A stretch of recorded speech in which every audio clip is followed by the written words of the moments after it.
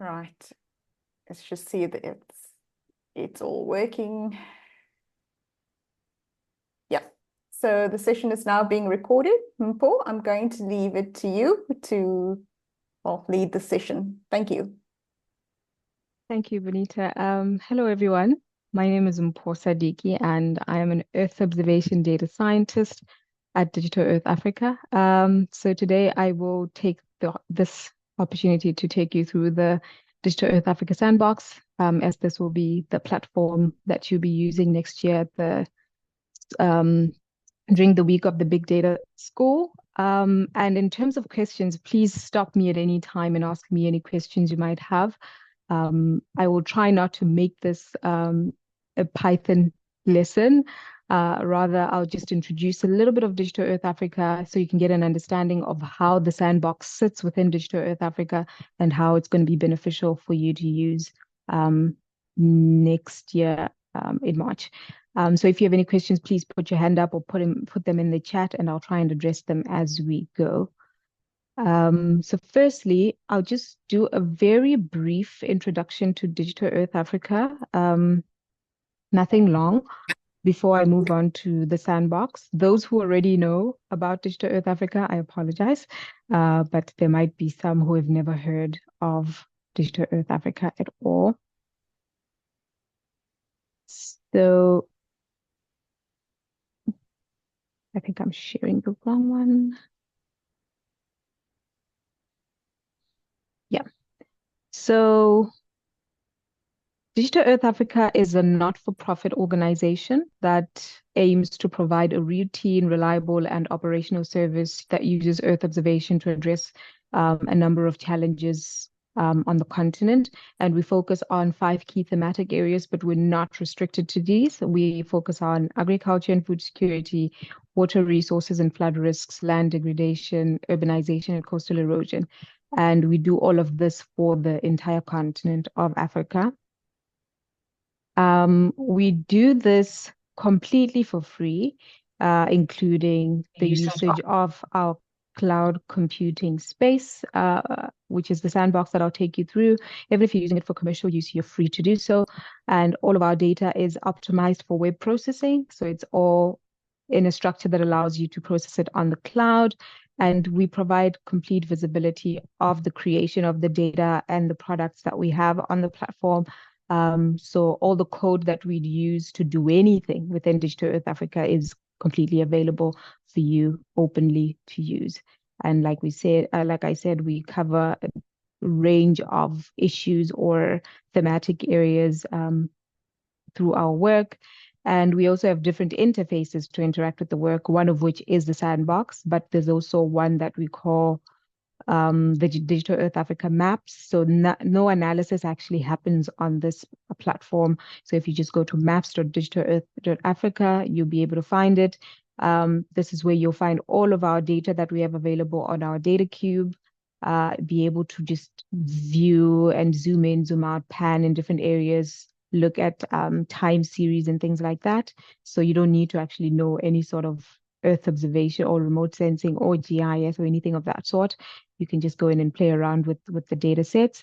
But for you and more technical users, there is the sandbox. If any of you have ever used Google Earth Engine, is that same kind of infrastructure, but specifically for the African continent and completely free in terms of the compute and the storage that we do offer. And that's what I'll take you through today.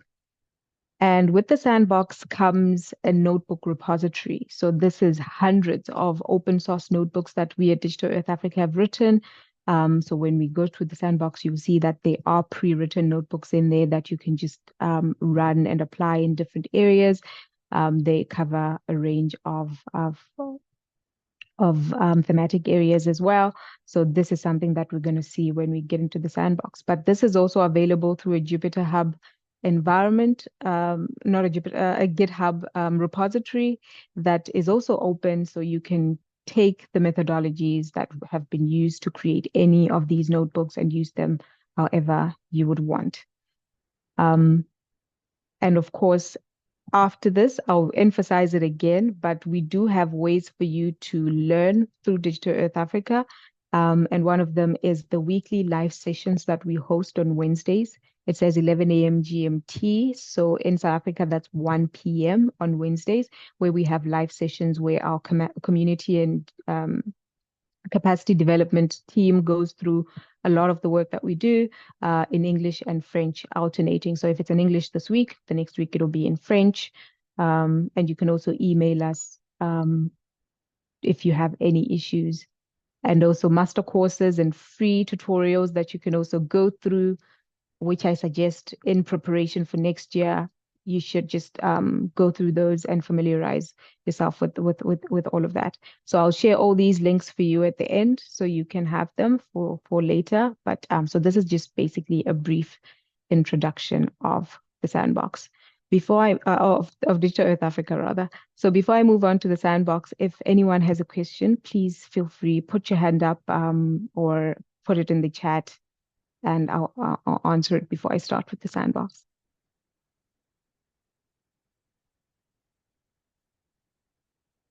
I does not seem anyone has a question, so I'll just start. But if you do, please feel free to. So yeah, I believe all of you were asked to already register for the sandbox. Can I get an indication of who's not been able to register for the sandbox? Have we all registered? Is there anyone who hasn't?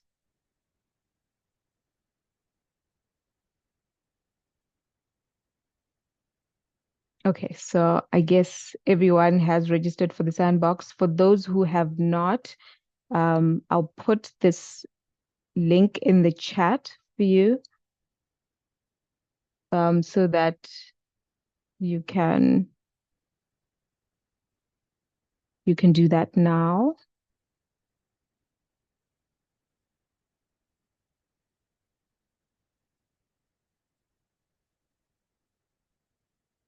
Yeah, so if you have not, please go on and sign into the sandbox, sign up for the sandbox. Once you have signed up, you'll notice that you have two options for in terms of the environment. There's what we call the default environment, which is a 16 gig memory environment, and there's the larger environment, which is 32. Most things that you need to do, you can do in a 16, but once you start working over larger areas or larger time spans, you might need a little bit more memory. And for that, you would have to then change to 32.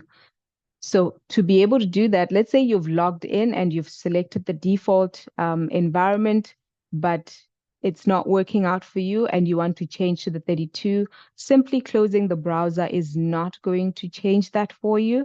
You actually have to stop the sandbox and start a new sandbox. And for you to be able to do that, you go to File at the top of your sandbox and you go to Hub Control Panel, and this will pop up. And what you would have to do then is stop your server, and this will take you back to the two options that you have. Then you can pick the other option. So please remember that if you want to change, you've already logged on and you want to change from the 16 to the 32, you just need to go File, Hub, Control Panel, and that would bring you over here for you to stop your server and then start a new server again. Right. So once you're in the sandbox, this page here will always open. We have it open on default because this is where we give any major updates that we have made that could potentially affect you. So don't worry about it opening. If you don't want to see it, just close it, and you're here. You can then focus on the work that you're doing. When you open the sandbox, there are already preloaded folders for you. These are really important and all for different reasons. You will see what we call the beginner's guide. This folder corresponds with, I see a question. When you stop your server, will you lose your work and need to start over? No. There's instances where you will lose work, but I'll explain to you because those are very specific instances. But once you have registered for for the sandbox, everything you do in there is always going to be there unless you delete it. So you can log in and out as much as you want, except for one instance, which I'll get to when I start going through the notebooks. But don't worry, your work will be safe, and it's also safe from us as well. So anything you do, we don't know what you're doing, so we're not going to keep tabs on you. So you'll be free to do whatever you'd want. So back to the beginner's guide. The beginner's guide is linked directly to the introduction to the sandbox course, or yeah, course that we have. I'm going to add that to the chat as well. So this course that we have that you can take as well as a few others. I'll put that in the chat now. Paste.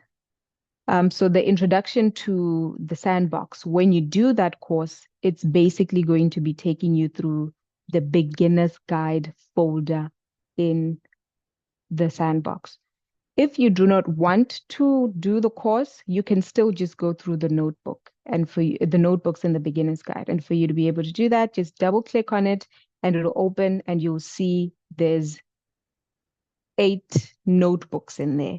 And they explain to you how to use the Digital Earth Africa sandbox. For instance, if you double click on the first notebook, you'll see it opens up in your workspace there. It will explain to you how to do the most basic of things with a notebook in this environment. For instance, how to run a Jupyter Notebook cell. So when we talk about a cell, we're talking about something like this, where you've written out code or text and you want to execute it. So that's what we call a cell. So this notebook will tell you how to run a cell, the different types of cells, because this text here that you see, that's not code, is also a cell, but it's a different kind of cell to a code cell.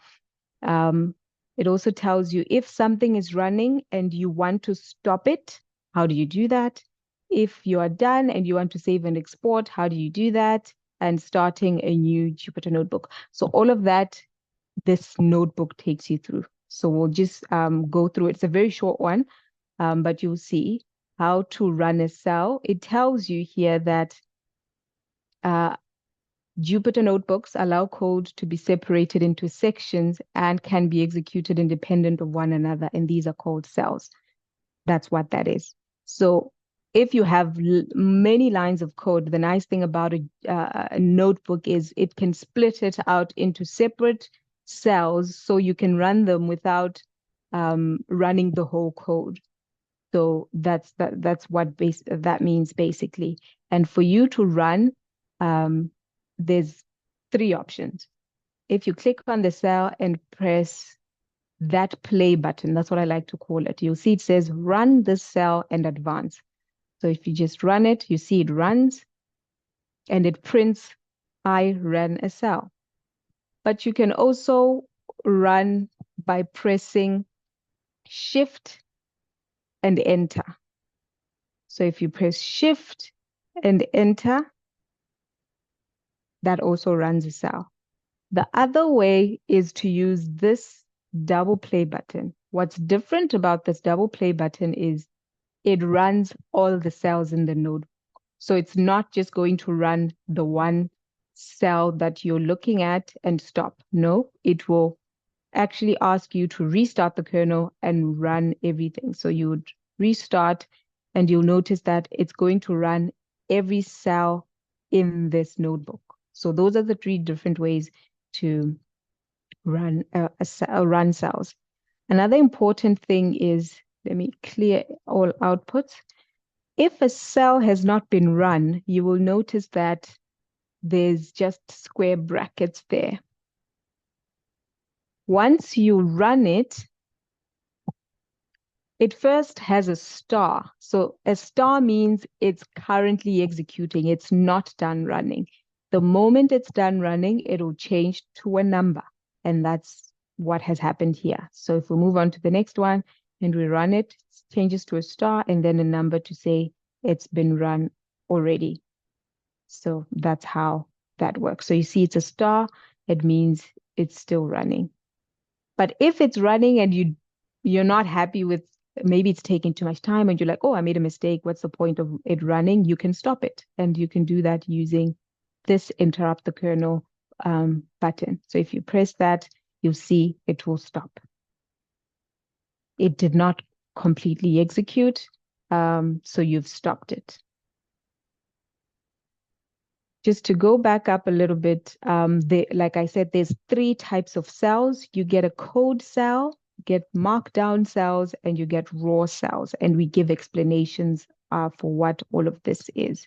So all code has to be in code cells. So if you're doing maybe arithmetic and you say x plus x is this, and you want to print something, or for instance, here we say print, this is a code cell. This is code. You have to put it in a code cell, and that is decided up here. So you see when I click on it, it says code. The moment I change it to markdown and I run it, look at what it does. It prints it as text. So I've changed it from a code cell, so it's not going to be executed as a code cell. It'll rather just be text that I've written. But I can change it back to code, and it will then do what it needs to do. There's also what is called raw cells, and these can be used to render different code formats such as HTML and the like. But what you'll probably encounter the most are the code cells and the markdown cells. For instance, this description of what a markdown cell is written in markdown because it's not code, it's just rather text that you want to show. So that's why it is markdown. So that's basically just the basics of how to work with a Jupyter notebook, to what a cell is, the different kind of cells. If you want to start a new cell in your notebook, let's say you're here, you can just use a plus and that adds a cell. So you see, then you can go in and type. And if you want to remove it, you could just cut it out. So that's how all of that works. Another good practice to get into when you're working within the sandbox is a lot of our notebooks are pre-ran. So when you open them, they will have the results already showing. And if you don't want to show them, you can just go kernel, clear all cells, restart. So it then becomes a notebook that has not been run, and you can then run it yourself. So that's the first notebook. Any questions, any clarifications at this point?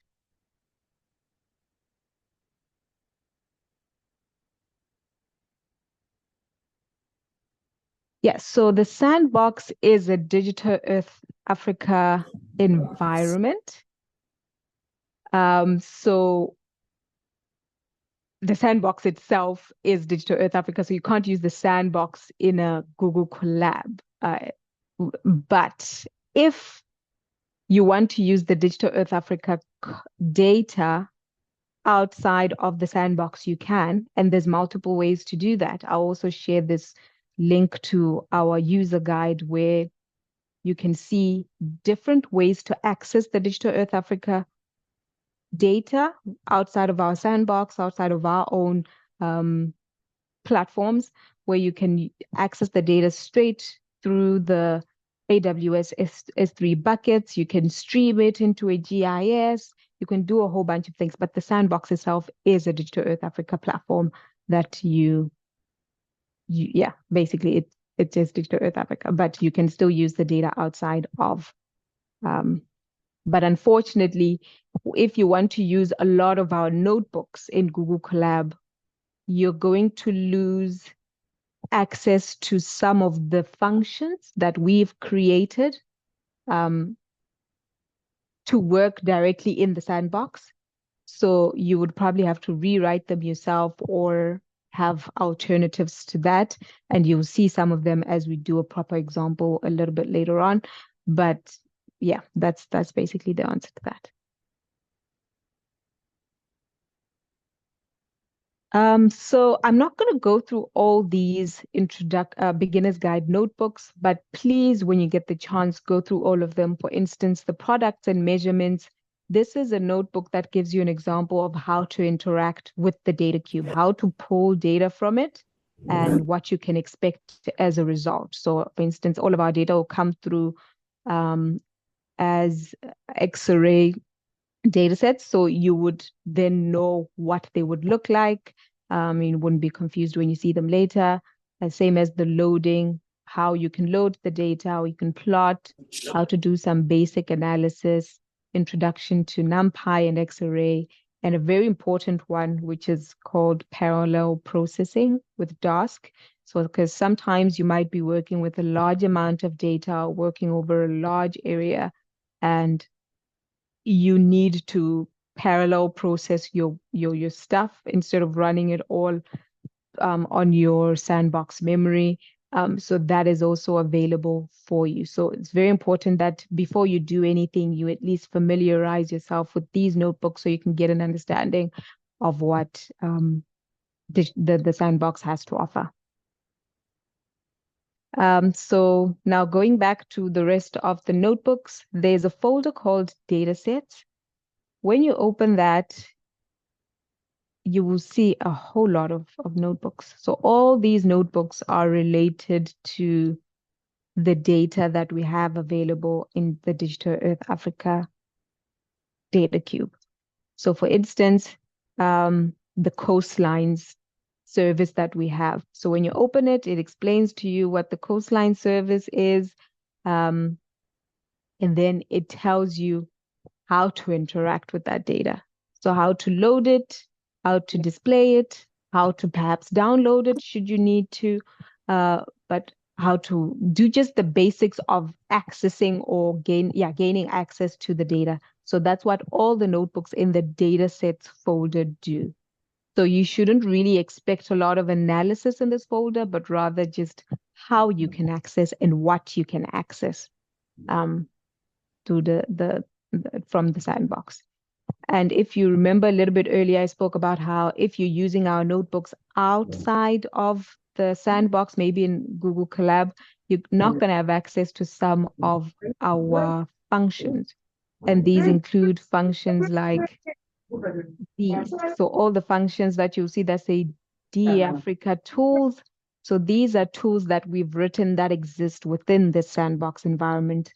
So you wouldn't get them outside of the environment. And this is very important because, for instance, with this coastal one, without that tool, you can't gain access to our coastlines data set. So those are some of the things that you would have to watch out for when you're working outside of the sandbox. The next set of notebooks are the frequently used. So this is where when things get confusing and you're not sure how to do certain probably simple things, like you want to export a geotiff. So you want to export an output or an image. This is the folder that you go to, frequently used code. So this will just sort of jog your memory or introduce you to how to do some of these basic tasks. You don't know how to vectorize or rasterize, there's a notebook for that too. So you just open it and it'll take you through an example of how to do that.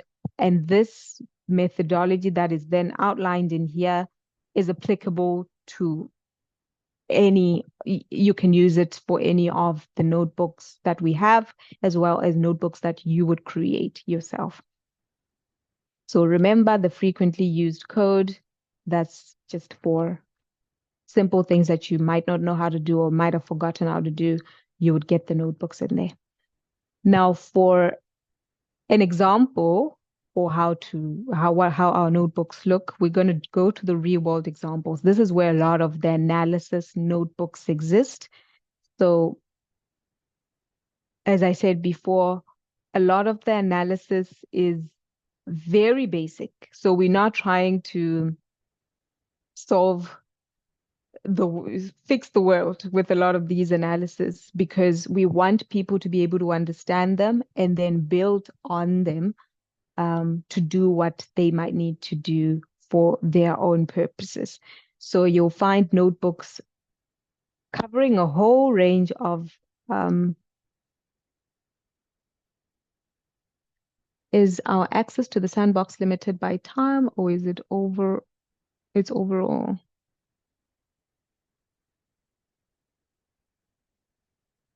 Yeah, so once you register for the sandbox, you have it for as long as the sandbox exists. We do have a rule, though, that if there's no access to it for 3 months, you will get an email to just remind you to perhaps just log on. Otherwise, it's going to be deleted. So if there's no um, activity on the sandbox for like, I think it's 3 months or 6 months, one of the two, but you will be prompted to at least just log in to show that you're still using it, because us keeping dormant accounts costs us money. We provide this for free, but we still do have some cost implications to AWS.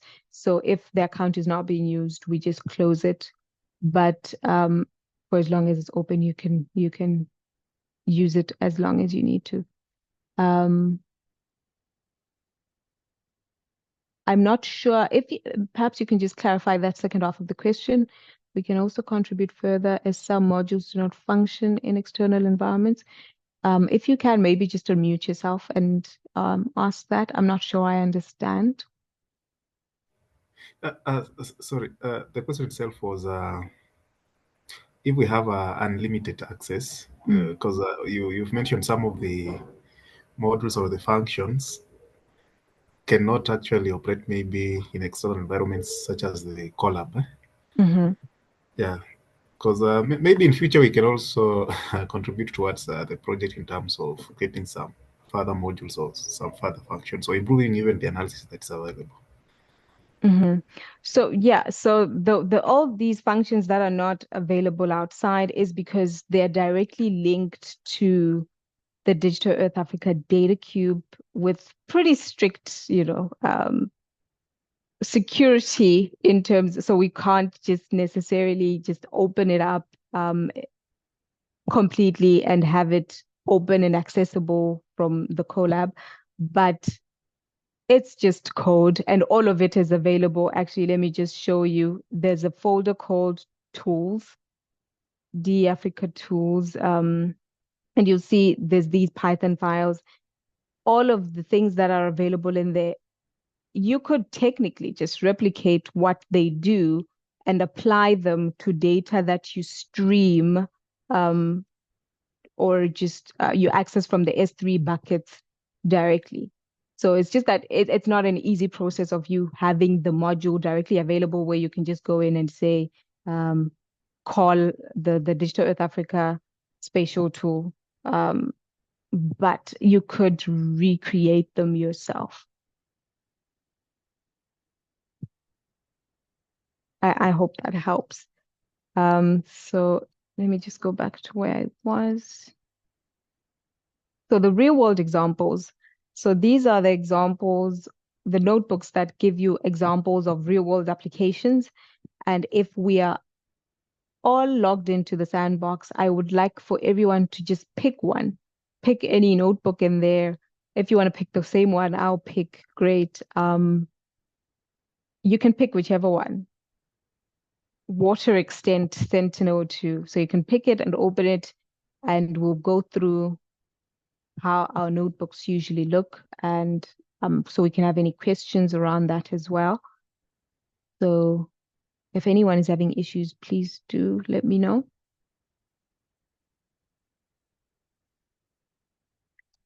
So with all of our notebooks, you'll notice they sort of take the same shape.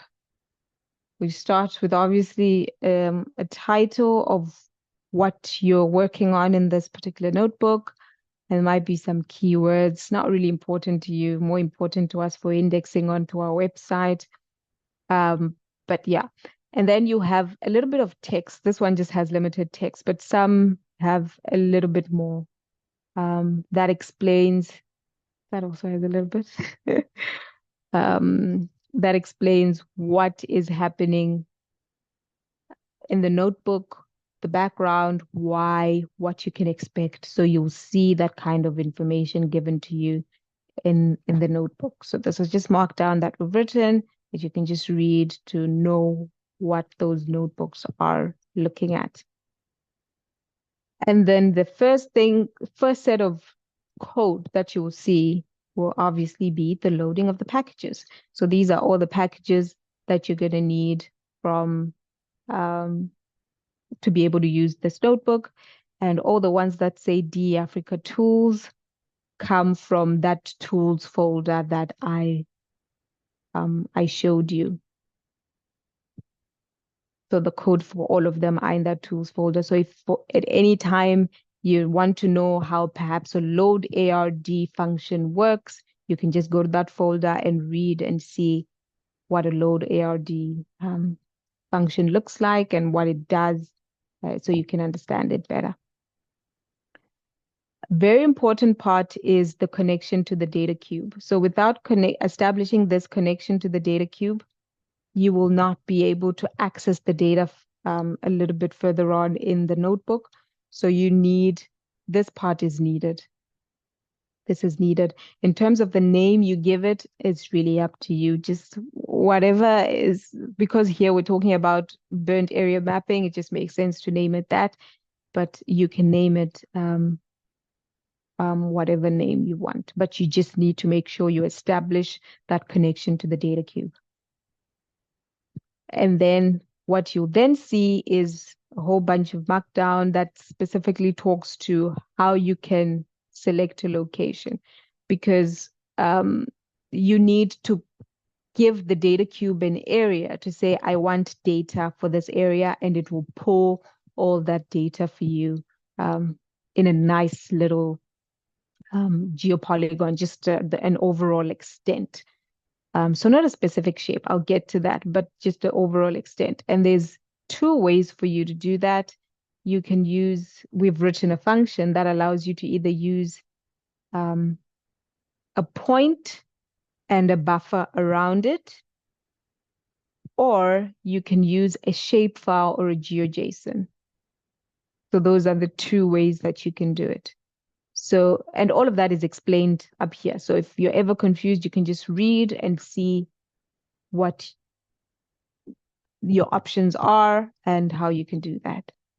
So the default in almost all of the notebooks is a point. So that's a longitude and a latitude. So those two, and a buffer.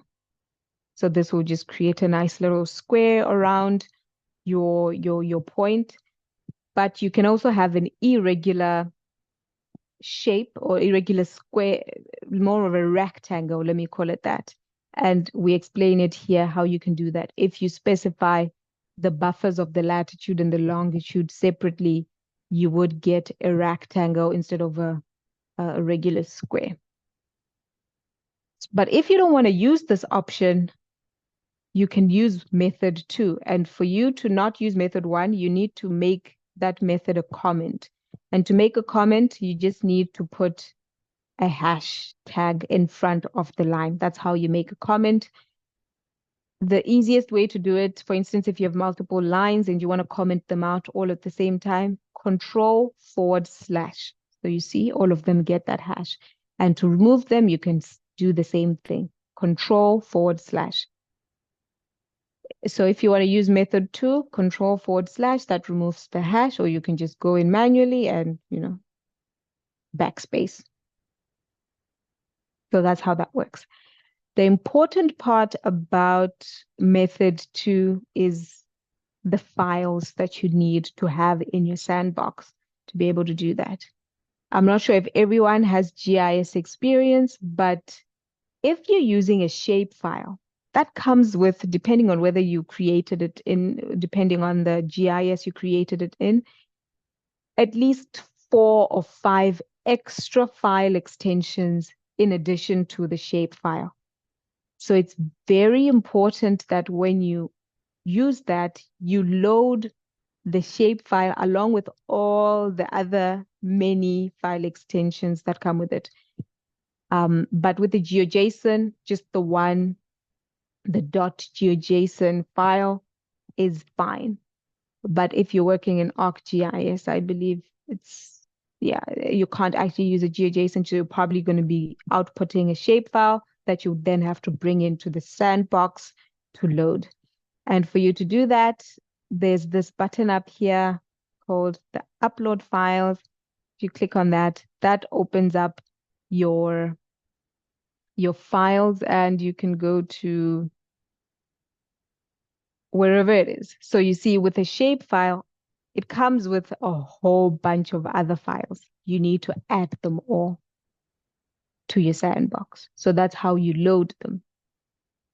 So make sure you load them somewhere into the sandbox. You could even create a new folder, call it, let's say, data, and apparently I already have that. Let's call it test. Put your files in there. Let me see if I can just put some files in there. Okay, so there's the shapefile. You see, I'm selecting all of them. Open. They've now loaded. And then I have to change the path of the vector. So the path of the vector is relative to the location of your file. So my file is in the real world examples, but my shapefile is in a folder within that same within the real world example. So I can't just go in here and put the name of the shapefile, which is Orlando Dam.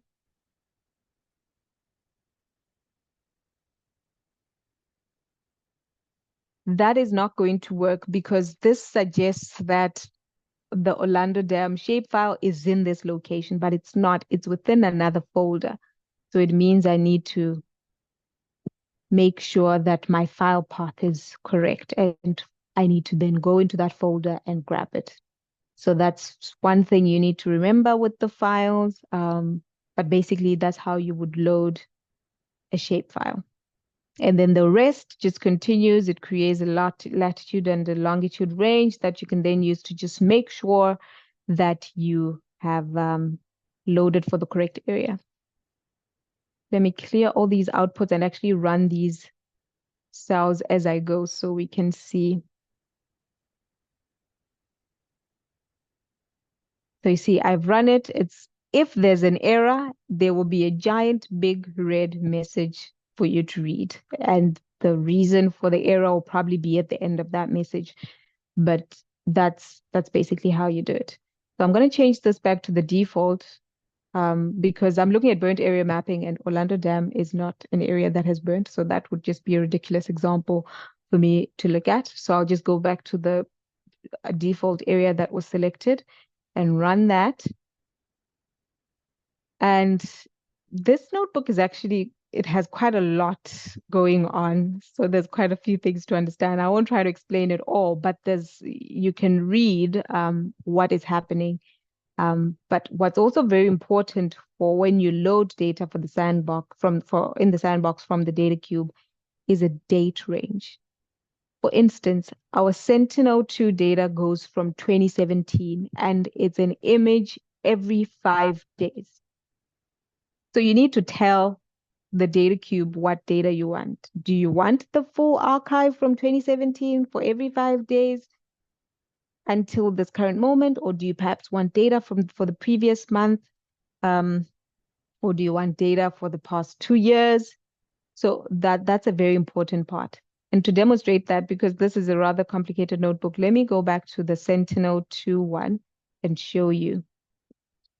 So you see this notebook here, they've defined the start date. And as you work through the notebooks, you see, because they were written by different people code differently. How I would have written this is I'll probably just have time and have 2017, comma, 2021, 05. So that's also another way for you to specify your time instead of having a time start year and an end year. So that's just another way to do it. And you can have just the year, or you can have the year and the month, or the year, the month, and the specific day. So this could have easily been until the 20th of that month, and that will still work. So you can go into as much detail as you want in terms of the year. But it's just important that you make sure you specify the year, and so the data cube basically knows what to pull. So this area that we've selected here, see, it's the same methodology as in that other notebook. It's all the same. You can display it and just see that, okay, this is the area that I'm looking at. So this just helps you confirm that you're looking at the correct area instead of maybe you put in the wrong latitude and longitude and you're perhaps in a different area. Then after that, you almost all the time see now the loading of the data. And what you will come to know is there's a load ARD, but there's also a DC load. Let me see if there's one here that uses a DC load.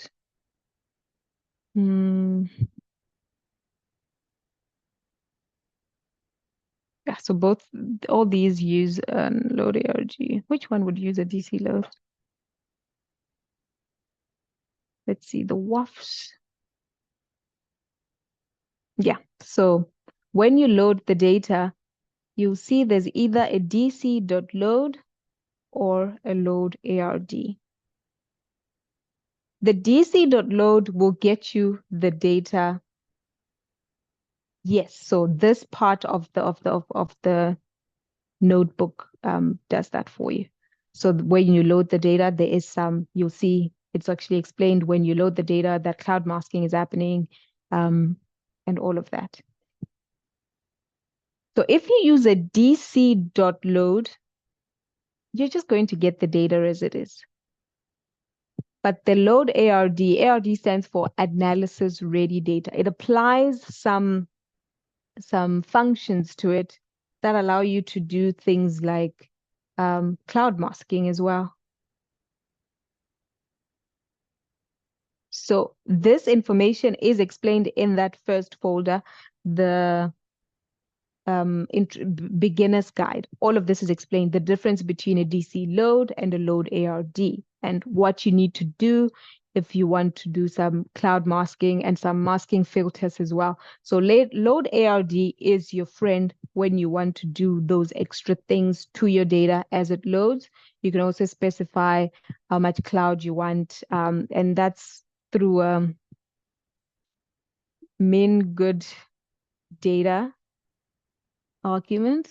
And you can specify that, for instance, 0.99. So when you specify something like that, you're saying, I want as little cloud cover as possible, and it will do that for you, mask the cloud and give you the imagery without clouds.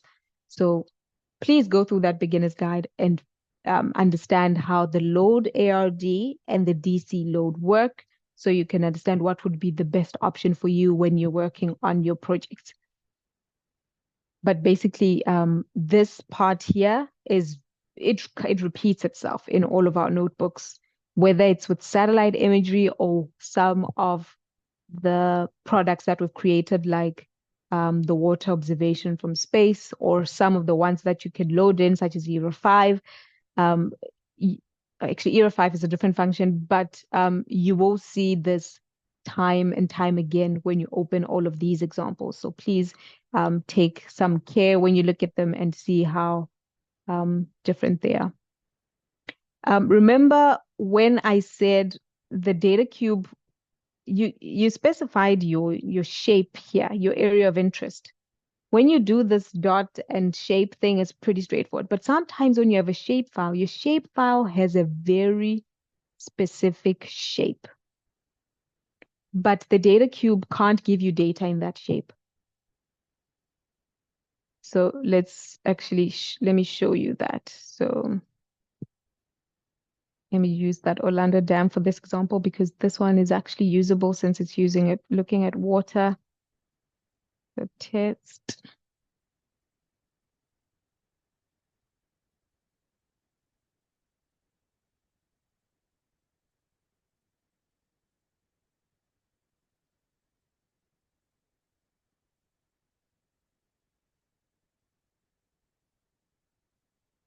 Okay, so this is our area of interest. You see, I put in a shapefile and it's actually a very specific shape to the shape of the dam. So it's not a square, but the data cube cannot pull the data like that. It needs a regular shape. So it will pull the data in this shape. It's not going to give you to the shape of your shapefile. Let me remove that and run the default. So now we're loading the data. It'll tell you, especially as you're using load ARD, it'll tell you each of the steps that are being applied. But since the data is not to the shape that I want, I can clip it. And this code also repeats itself in a lot of the notebooks because it allows you to actually clip the data. And I'm going to show you what's called ds dot, what bands are in here? Let's say green.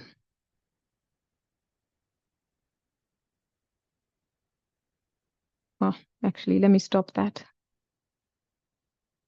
That's going to take a long time because there's a lot of them.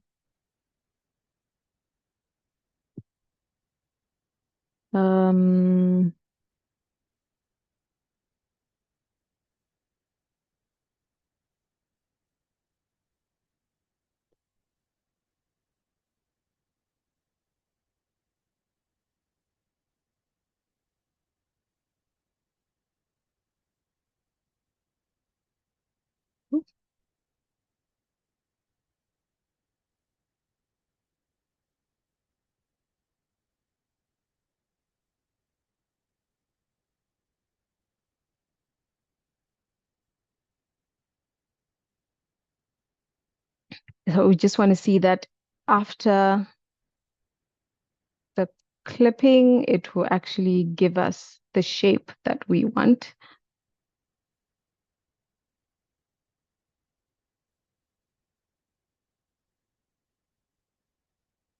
Ah, I know what.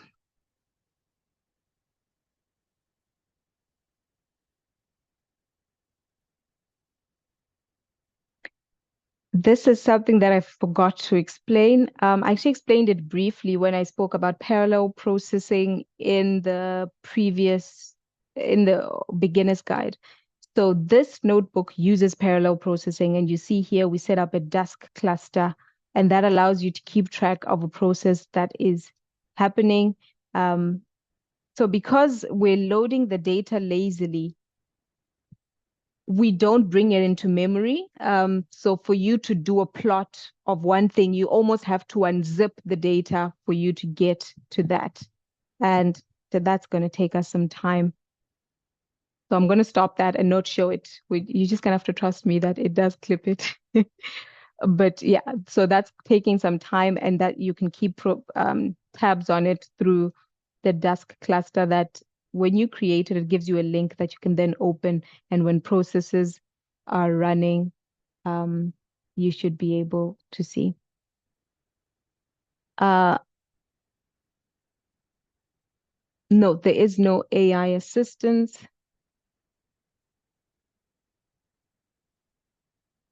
For those who have to leave, the recording will be available, so you will be able to listen to it. And I should be wrapping up in the next few minutes as well, so you wouldn't miss that much. And if you need help, please feel free to reach out to us at Digital Earth Africa to assist you with any technical difficulties. So yeah, there is no AI assistance in the sandbox when writing code, but I'm sure you can use like AI assistance outside. Just have to do a lot of back and forth to do all of that.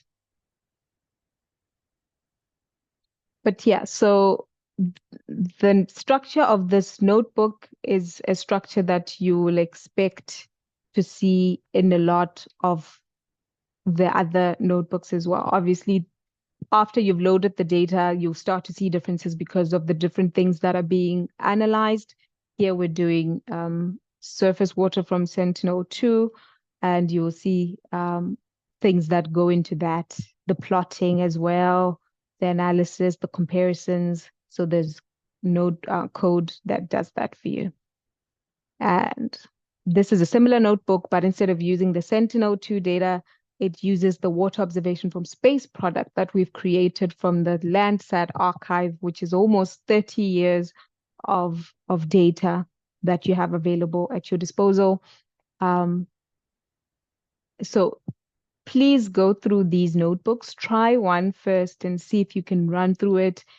And my suggestion is change the times, change the area of interest, try loading a shapefile or a GeoJSON and see if you can actually do it without any issues. So I won't spend any more time on the notebooks because this is all the same. We've gone through how you can open one, load one, run a cell, and what the different set of notebooks are available for. So please go through all of them, and I'm always available to help if you run into any issues. So do we have any other questions?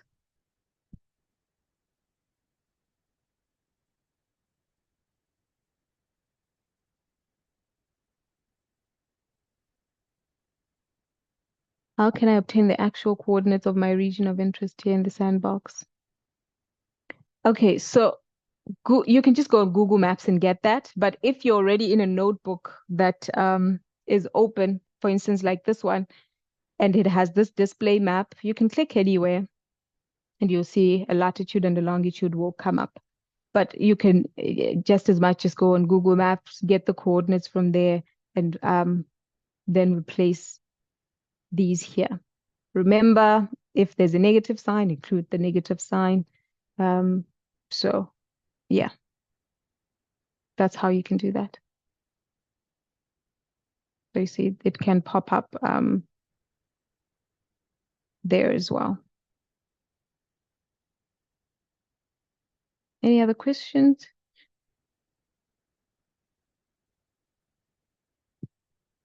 No, the sandbox is in a standalone environment itself. You can use the notebooks outside, but just note that you might not have access to some of the functions that are built specifically for the Digital Earth Africa sandbox. And also there's a little bit of trickery that goes into using the data outside, and it has to do with how you're then going to access the data, because the connection in the Digital Earth Africa sandbox to the data cube that hosts the data is already established, and it's easy for you to do by just doing a data cube connection. But if you're outside, let me just put this in the chat.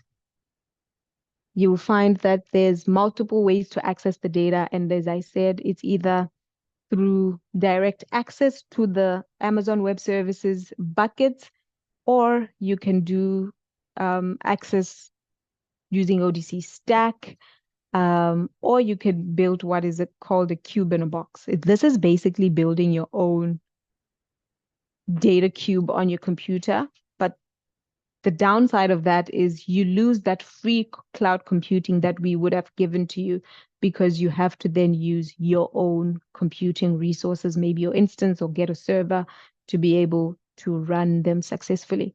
But there are ways for you to run outside. It's just not as straightforward as just going into the sandbox and doing it. So please give the sandbox a try. It's pretty powerful. All the examples that we have are very basic, but there's a lot more that you can do to achieve what you want to do.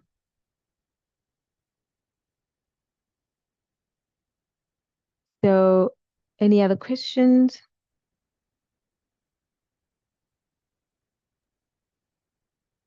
I think there's one question from Lebogang in the chat. So yes, Thank you, Lebohang, for that question. Let me just go back. So all the notebooks that come default to the sandbox, we have control over. So each time you start up the sandbox, they go back to the default that we have set. This is to make sure that any changes that we make are available to you. To avoid that, if you're working on a notebook, make a copy of it, duplicate it, change the name, add a star, just change the name, then we won't have access to it. But if it's any of these ones that we've created, each time you start up the sandbox, it'll go back to its original form, or the form that we are maintaining it on the, like in the back. But if you change the name, the moment you change the name, we don't have access to it. It's just your notebook that we cannot change with each startup, though, so that will remain as it is. So that's what I wanted to clarify in the beginning when I said there is one instance where you might lose stuff, and that's if you edit any of the default notebooks without changing the name, because when you start it up tomorrow, all those changes that you made are gone and it's gone back to its default state. So please remember, if you're playing around with any of these notebooks and you want to keep the changes, just edit the name, make a copy of it, edit the name, or even create a folder for yourself and clone the Digital Earth Africa repository. So this is the Digital Earth Africa repository. Also put that in the chat.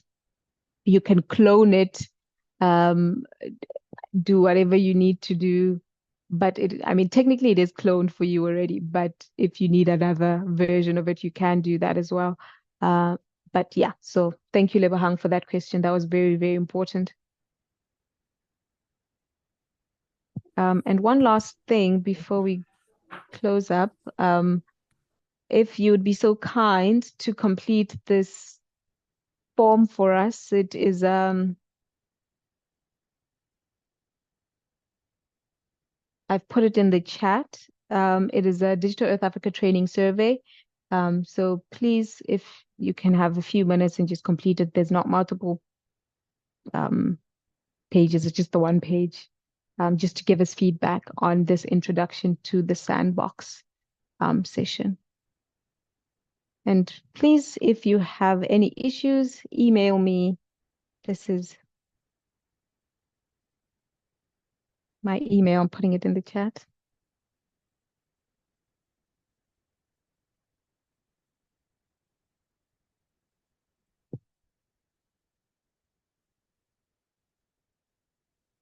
And I will help you the best I can. So if you don't have any other questions, that's it from me. Well, thank you, Mpho. I think since the participants registered just a couple of days ago, I don't think that they've had sufficient time really to go through everything. But I'm sure that now that with the holidays coming up, I think many people will have the time to go through the notebooks, and I'm going to urge them to go through that beginner's guide. I also just want to say that not everyone has the experience in GIS and Earth observation, but with the Big Data Africa School, we try to select students with different backgrounds. So whether that's astronomy, computer science, mathematics. So please don't feel that this is just out of your league. That is not the aim of what we are trying to achieve with the school. But we do encourage you just to get in touch with Mpho if you do have questions. And then following on from that, you have been now, in terms of selection of your projects, been allocated certain projects. We will share more information about those projects in January. We'll also share more information on who your mentors will be.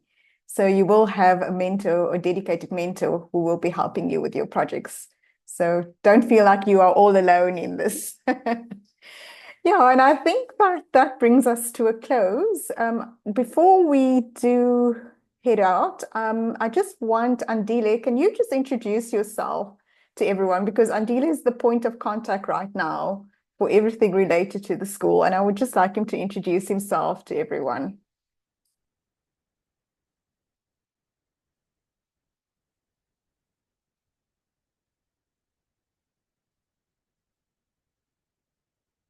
Am I audible? Am I visible? Yes, we can see and hear you. Okay. Good afternoon, everyone. What a pleasant honor to be part of this first presentation, which was quite informative. Thank you so much, Mpho. Thank you so much to you, Bonita. Thank you so much to the participants. My name is Andy Lefani, for those that are not yet familiar with me. I'm the gentleman that has been probably bombarding everyone with emails and phone calls. I'm glad I'll be at least able to see you in the big data school, and I hope this was an informative session, and I'm looking forward to seeing everyone and being part of this program. I'm actually stationed in Hatrao, Sereo. I'm a new intern, and I'm also working closely in the build-up of a Helicon telescope, and also in the organizing and propagation of the DARA program. And also, yes, the big data school. So I'm happy and I'm honored to be part of this. And I'm glad that the students and the participants and all the stakeholders will have such an informative time, and definitely there'll be great networks built as well as a knowledge base. So I'm looking forward to everything. And thank you so much, Bonita, for this platform. Right. Thank you, Andile. So if you do have any questions, and I would say rather try to email Andile. He's our point of contact. Whether it's got to do with the hosting of the school, anything got to do with the hosting of the school, yeah, I would recommend that you email Andile. If there aren't any other questions, I think we're going to break. You will still see quite a bit of emails coming through from Andile until the end of the year, and before I at least go on holiday. But I just want to say again, a special thank you to Mpho for taking the time for doing this with us. And we look forward to actually meeting our partners as well at the school, and each and every one of you. So thank you very much. And I think that's where we're going to end. Have a good day, everyone. Bye. Bye. Bye. Bye, everyone. Bye.